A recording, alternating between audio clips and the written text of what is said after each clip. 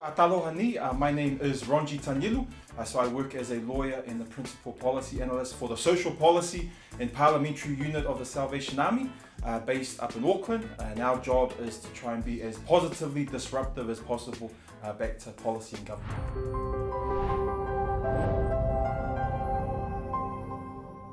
I write all the legal submissions for the Salvation Army, and we do everything from oranga tamariki stuff through to, what else is there, credit contract stuff, Residential Tenancies Act. So you see the breadth of our work. When you're taking this, what's the issue? How do we find the knowledge? How do we advocate for change based on that knowledge? And how do we reflect and review based on that whole journey? I think when we take that kind of approach, I think there's some huge blessings and opportunities that sit there in our work or our spaces. I think when we're applying that kind of local lens and that local approach to our work, a porirua approach, a hut approach, a maangele approach, whatever it is, you're getting legitimate voices from local communities. At the same time, you're getting legitimate voices, not just in terms of those who are being researched, but the people doing that work. It's a tough unit because we're picking big fights. Hey, we're talking about housing reform, we're talking about criminal justice reform, we're talking about welfare reform, we're talking about addictions.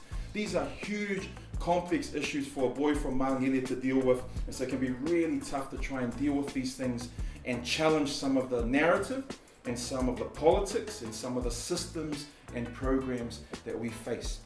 My fight now with a whole bunch of other smarter people than me is in Maangele, how do we get local people who whakapapa back to Maangele, who grew up in Maangele or who have a huge vested interest into that community to get the first right to buy the affordable houses in that community.